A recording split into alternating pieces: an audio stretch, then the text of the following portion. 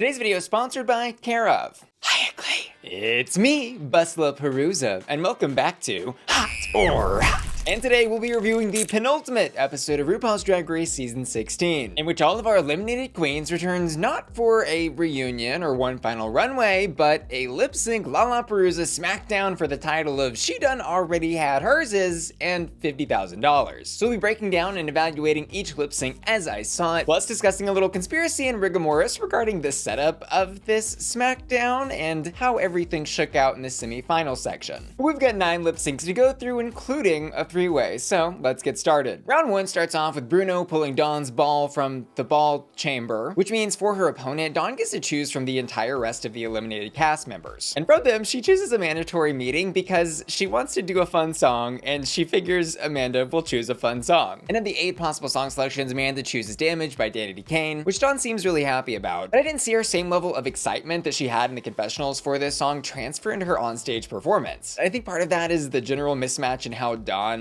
approaches lip syncs with this like ethereal, moody kind of witch energy, which just didn't fit the energy of this track for me. I also think she had some trouble with her facial expressions and getting through the emotions of this song with how big her features are painted with her makeup. But I wouldn't say Dawn's performance was bad, maybe just a little damaged, and in general just kind of lacking some oomph, so I would give her a soft rock here. Amanda though turned this lip sync out like her drag career depended on it. Okay, rent was due, the landlord was knocking at the door, and she had 2 minutes to save the world. She did that. This really was such a great return to the competition for Amanda, who left on a pretty wild note with that bird's nest egg robin thing look, because she hit all of her dance moves, was on the beat, gave great choreography, and really took me through the emotions of this track with her facial expressions. She did such a good job emoting, and I think pulling back some of that really chaotic energy that we saw in her last lip sync when she was last on the show. And honestly, she girl bossed this meeting. This was totally hot. And I definitely agree with the decision here to progress Amanda into the next round. And Amanda was quite proud of this lip sync, rightly so, but Plain Jane's confessional comments seemed to have gotten under her skin, which aired in the middle of this lip sync where she said something to the effect of not wanting to look at Amanda, but having to because she was doing so good. And on X, Amanda wrote about this confessional, "Can somebody make me an edit of the damaged lip sync, but cut out aircraft talking LMAO, I want to tune it out," revealing the feud between these two may still very well be ongoing. And Plain hasn't responded directly to Amanda from what I can see on X, but she did about the episode write more generally, "I wasn't even a focal point of this episode and people still can't get my name out of their mouths. That's talent, baby. Hashtag crown it, hashtag team Plain." And the next queen in our lineup, chosen by Bruno's ball chamber, is Q, who chooses to lip sync against Megami, who seems to think Q chose her because choreo is not really her thing, which is definitely possible. Q could have seen her as an easy target considering how she went out in this competition. But my god, if Megami did not prove every single one of her doubters and non-believers wrong tonight, she did. Anyways, the track Megami chooses is What About by Janet Jackson, and Q, I'll say throughout this performance, looked a little strained, and I wasn't sure if she was having maybe a wardrobe malfunction or something going on with her headpiece, maybe pulling her wig, but it seemed to me she was just having trouble being present or emoting along with the song. And Q does okay in the first half, but in my opinion spends way too much time in the back of the stage, really allowing Megami to all over it. And she's got a cute little moment where she's on her hands and knees twirling her wig and pumping her fist in the second verse of this song, but it just wasn't enough to really pull her into a winning position here. So I would give Q's overall performance here a rot, but Megami came out the gate swinging here. And as soon as the song switches from that softer, subtle beginning into that first What About verse, I was gooped and gagged. Like, Megami really took me through every single emotion of this song with her face. Like, she, I think, has to be, considering everything that happened tonight, one of the best facial lip syncers in this entire competition, which is arguably the best lip sync skill to have in a competition like Drag Race, considering 99% of people that will ultimately watch this lip sync are watching it via the TV show on their televisions, which is showing them primarily, you know, those close, tight shots of their face lip syncing. And I'm gonna give Megami all 5 hot flames for this performance because it was absolutely killer. And I of course agree here she was the right choice to progress into the next round. around. But the real tea is I recently found out my vitamin D levels were low, and having turned 30 just a couple months ago, my health has been on my mind more than ever these days. Which is why I'm excited to partner with Karr, an amazing personalized service delivering daily vitamin packs right to your doorstep and the sponsor of today's video. Click my link below to take a short quiz on Karr's website where you'll answer questions about your lifestyle and health goals. At the end, they'll show you all the vitamins and supplements that might work best for you. And you can, of course, customize these recommendations even further, adding or removing supplements as you see fit. For example, when I was taking the quiz, I made sure to indicate that on top of getting more vitamin D, I was interested in getting help with regulating my digestion and boosting my general mood, which is why some of my recommendations included a probiotic blend and vitamin B12. Both concerns I've already experienced improvements with after just a couple of weeks. I've struggled sticking to vitamin routines in the past because, let's be honest, having 10 different pill bottles on your counter is cumbersome and not aesthetic. But with Karr, my monthly recommended vitamins and supplements come in this box, with each day's vitamins and supplements wrapped individually in compostable packets. Karr delivers everything right to my doorstep and makes my daily vitamin routine effortless. And you can get started with Karr by clicking the link in the description of my video to take their free quiz to get Donzer-backed daily vitamin recommendations. And then use code BUSSY50 during checkout to get 50% off items in your first order. That's right, you'll literally get half off your first Karr order with code BUSSY50. Thanks, Karr, for sponsoring today's video. And the next ball out of Bruno's ball chamber is Morphine's, who then chooses to lip sync against Geneva Karr, who chooses the song $1 Million Baby by Ava Max to lip sync too. And y'all, Morphine was another queen tonight who had me gagging left to right, front to back at every single turn. She is truly a master of lip sync performance, I've just gotta say that. But honestly, I was kind of nervous for her in the first third of this track, because it's giving high energy power ballad, and Geneva Karr is over on her side of the stage doing her kicks, her twirls, her arm spins, her splits, and Morphine is over there still in her reveal coat, kind of looking at her nails when she does a few moves, you know, watching, kind of really just letting Geneva show her entire hand, which I realized was a smart strategy for her to do, because then it allowed Morphine to come in with her royal flush over here and say, I can do everything you can do better, while also turning her moves into this competitive funny moment where she's kind of saying, look how easy this shit is. Because once Morphine's reveal coat came off, it was absolutely over for Geneva. And she just kept amping it up with the energy, a wig reveal, and she just left absolutely no room on that stage for Geneva to breathe by the end of it. I'm giving Morphine all 5 hot flames for this performance, and Geneva, I think, 4 hot flames. She really did put up a fight and I think gave a great performance in this track, but she really just showed everything that she had prepared for this in the first 20 seconds of it. She took her reveal coat off immediately and then just kind of let Morphine dance in circles around her. So Morphine wins this round, rightly so, and the next ball pulled from the ball chamber is Mirage's, who chooses to lip sync Hershii Liquor-Jete, who seems a little upset maybe that she is identified as potentially a weak opponent. She has this response of okay. But honestly, I think she should have seen that as a blessing to be chosen for one of the duo lip syncs and not been sent into the 3-way lip sync de facto. Because just speaking statistically, you've got a much better chance of winning a 2-way than a 3-way. Anyways, Hershii gets to choose their song, and she chooses Alone by Kim Petras and Nicki Minaj, which maybe is a bit of a strategic choice considering it's a very lyric heavy track and has a Nicki Minaj feature. And Mirage is sort of infamously known in this competition for not knowing all of her lip sync words. But this choice kind of backfires on Hershii because Mirage is such a good dancer and this is such a high energy song that it's really the perfect pairing. And whether Mirage or Hershii knew all of the lyrics to every part of this song, who can never be sure, I didn't really notice either of them messing up too badly. And in fact, Mirage was actually the one I think giving more camp and silliness and drama in the Nicki verse of this track. Plus the moment when Mirage literally just falls into a split like it is the most casual thing. This woman gets out of bed and does that. That is how easy she made this look. And Hershii, I do want to firstly say, looked absolutely beautiful on stage tonight. Her outfit, hair, makeup, everything was really great. But that hair also worked against her a bit in the second half of this track when she's trying to dance a little more, and it is just constantly in her face. She is going this way, the hair is going that way, and she's fighting for her life, but can't get it out. And although she did have some funny moments, like when she walked in front front of Mirage and just kind of shrugged her shoulders. I think that approach just wasn't enough up against somebody who was literally twirling and spinning and splitting every second of the track. And so I give both girls hospital lip sync, but do 100% agree with the Mirage progressing into the next round decision. And wrapping up round one, we've got the three-way lip sync with Mhi'ya, Iman, LePaige, Plasma, and Xunami, Muse. And here we learn the winner of this three-way lip sync is going to be automatically advanced into the semifinals, which I guess is a sort of hidden benefit of having the misfortune of having to participate in a three-way lip sync. But is having to do a three-way lip sync really worth this trade-off? What do y'all think? Because I don't think it is. Personally, I think there's just way too much chaos, and it's hard to really understand as a viewer what exactly is going on the stage because the cameras are having to constantly change between three people who are fighting for focus. I do not like three-way lip syncs. I do not like them in a house. I do not like them in a mouse. Wait.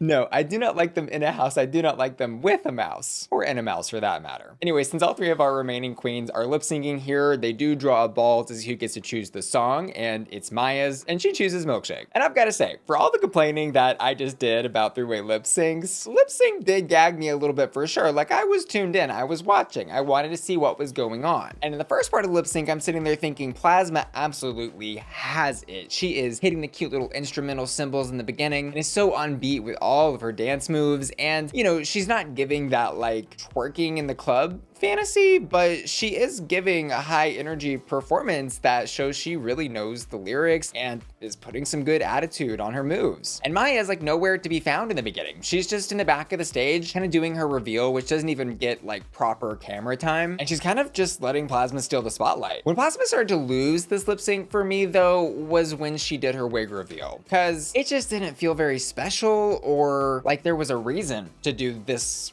wig reveal in this track. Like, 'cause she was already doing so good, and then she revealed her sassy little ponytail, which was working well with her dancing, to this like curly grandma wig. I didn't live, I didn't gag, I didn't choke. And this is also when Mhi'ya starts to go in the direction of winning this lip sync for me with her somersaulting and like twerking at the back of the stage with her legs up in the air. Like, she was a complete ham and had so much fun on this stage, which allowed us to really have fun with her and enjoy this chaotic lip sync. Regarding Xunami Muse in this lip sync though, she was there.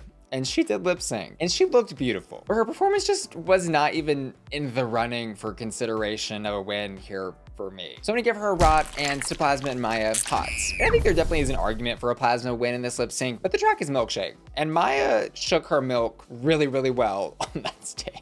And for all of the shaking and all of the tricks and flips, I think she deserves the win. And starting up round two, we've got a mandatory meeting versus Megami, and they're lip syncing to the Shoop Shoop song by Cher. And Amanda, for as great as she did in that first lip sync, just did not shine here. And she really fell off pretty early here for me because her lip sync felt so similar to what she did in that first round. It was those kind of generic high energy dance moves with a bunch of crazy eyes that didn't really show, I think, to me, a specific appreciation or performance of that track. So I leave her with a warming up here. Megami, on the other hand, uses her truly special ability to emote through every single word of this song, which by itself is why she deserves the win here, but she also incorporated the over-the-top Cher mouth isms. But the Megami of it all was the special type of kiss that she was giving in this track to line up with the lyrics of knowing what a man's intentions are through their kiss. If you want to know if he loves you so, it's in his kiss, that's where it is. And although I can't say directly what it is she's doing in any sort of detail because of YouTube's monetization policies, I suppose we can just say she was portraying through the art of lip sync a very special type of kiss that is very friendly and meant for two consenting adults to do only in the privacy of their Christian bedrooms. And she mimes out this very special kiss for a good portion of the song and sends Rupaul and some of the other judges into a fit of laughter, ultimately winning her this lip sync. And remaining in round two, we've got Mirage versus Morphine, who end up lip syncing to This Time I Know It's For Real by Donna Summer. And this is the song Morphine chose, which Mirage suspects is a double-ended go-go gag strategy to sabotage both her and Mhi'ya later. But honestly, both queens did a really great job in this lip sync for me, and what made it so special was how in sync they were throughout the performance. They were in backbends together, they were on the floor together, and Mirage is giving a great lip sync, but is kind of hitting a lot of those same dance moves that we saw in her last lip sync. Plus, I think is failing to connect on a deeper emotional level in some of the emotions on her face that we do see Morphine very successfully connecting with on her side of the stage. Like, Mirage was kind of giving over the top happy cheerleader in a lot of shots, shots, and Morphine was giving Donna Summer actually knowing in that instant in time that she knows it for real. So I give both queens hot, but do agree with Morphine progressing into the semifinals. And this is where we've got to bring up a little bit of conspiracy, because I've got some questions. So I think that either the original chart they show us in the episode laying out how exactly this lip sync Smackdown is going to go is a little misleading about how things will shake out, or the entire setup of who's going to be lip syncing against who in the semifinals was rigged from the start and not at all random or up to the balls in Bruno's chamber. Because think about this. The setup for these semifinals, where there are 3 queens, is that we have Morphine and Megami, who have lip synced their way there. Plus, we have Mhi'ya, Iman, LePaige, who's there because she auto-advanced after winning the 3-way lip sync. We didn't see Bruno draw Megami's ball, and Ru tells her that she's got the option to choose between Morphine and Mhi'ya, Iman, LePaige for this semifinals lip sync. And of course, we get all of the baked-in drama surrounding this decision and the lip sync that ultimately happens, because Mhi'ya had, once upon a time, beat Megami in a lip sync and sent her home. But the question mark I still have about this whole setup is, if she had chosen Morphine, what would have happened to Mhi'ya? Would Mhi'ya, or whoever else could have won that first 3-way lip sync, just auto-advanced into the final round after already auto-advancing through round 2? Like, how would that have even been remotely fair to have someone doing their second lip sync in the final round up against somebody who was literally doing their 4th? Make it make sense. And so my conspiracy here is that I would guess there was actually never any plan at all for Megami to lip sync against Morphine here, and that was instead all just done for the drama of the moment. Anyways, conspiracy or not, we've got Megami lip syncing against Mhi'ya, Iman, LePaige in the semifinals, and Morphine auto-advancing to the final round. And Megami and Mhi'ya's lip sync is to We Got the Beat by the Go-Go's. In the first half of the song, Mhi'ya absolutely has this lip sync totally in the bag for me. She has some really perfect go-go like dance moves when she's doing all this stuff, and she is pulling out her entire Rolodex of flips and tricks. But she kind of loses me in the second half because her facial expressions don't really do much else than just kind of look like she's thinking about dancing. Like, I just wasn't getting a deeper connection to the song from her in that second half, whereas Megami, throughout the entire track, as she has done the entire episode, I think did a great job of connecting to these lyrics from beginning to end. Plus, the moment I think she won this lip sync was when she like predicted Mhi'ya's split happening right behind her, where she does her own splits on her hands and then just kind of shrugs off Mhi'ya's trick in the background, which was honestly such a gag. And now that I'm sitting here really thinking about it and having just discussed that conspiracy, I'm like, did they plan that? Was that another conspiracy for this episode? Was that a double rigomoris? I kind of think it might have been. Either way though, it was entertaining as hell,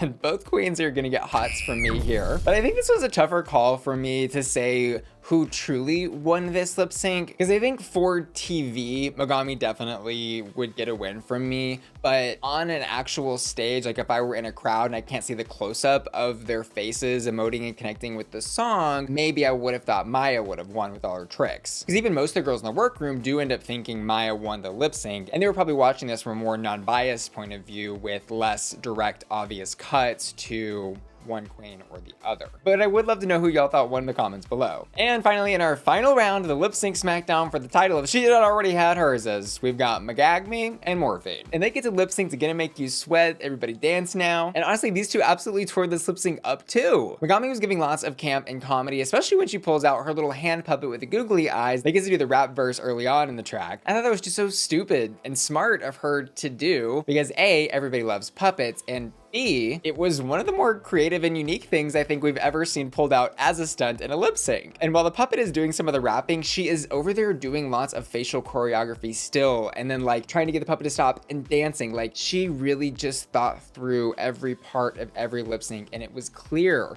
the attention to detail and love she puts into her performance. One of the queens though does suggest in a confessional that her using the hand puppet to do some of the rap lyrics maybe was a cop-out because she didn't know the lyrics. I couldn't say if she 100% knew the lyrics or not, but she knew the rest well enough that I didn't really need to know that she knew them to think she did a good job. And so I'm definitely giving Megami a hot for this very entertaining performance. But for all the silliness and stupidity Megami was doing in her side of the stage, Morphine was giving 100% charisma, uniqueness, nerve, and talent. And the moment she won this lip sync for me was when she slammed her kitty down onto the stage in the move part of the song, and then looks back and slams her kitty into the stage for a second time. Like, that that really got me, gal. Like, my kitty's hurting just thinking about that. And on top of the double kitty slam, she was shaking that BBL in a circle, triangle, square, every single shape known to drag kind throughout the entire song. And this little queenie shakes it all the way home. She totally gets a hot for me here. And I personally am gonna give this lip sync my hottest hot of the night. I think it easily was the best out of all the lip syncs, and it felt like such a great climax this episode. Having watched these two progress through the whole competition, with each lip sync getting better and better, and also seeing Megami there at all, because let's be honest, I don't think anybody expected her to lip sync her way to the final round of this LaLaPaRuza. But guess what, Mimi?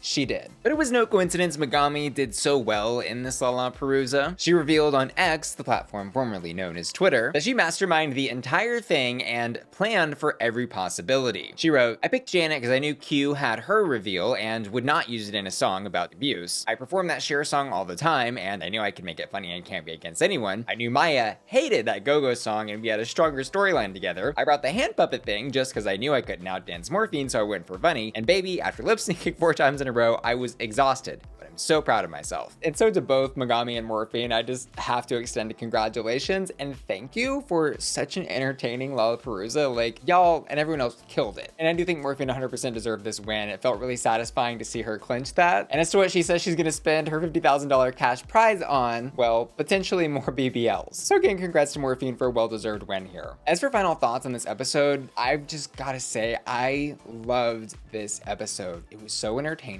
And also I thought such a great repurpose of the Lip Sync Smackdown challenge, which had previously been used in such ways that felt so overproduced and heavy-handed in the way that the show wanted the outcomes to go. I feel like I remember watching the Smackdown from season 14 and just almost disagreeing with every decision that was made. But in this one, I don't feel like anyone was robbed. And it also felt like the stakes were somehow higher and also lower than having this in a normal challenge. And I'm always happy to see the Queens of Drag Race get more recognition and more prize money for doing things they're good at. So to season 16, I say props to you, mama.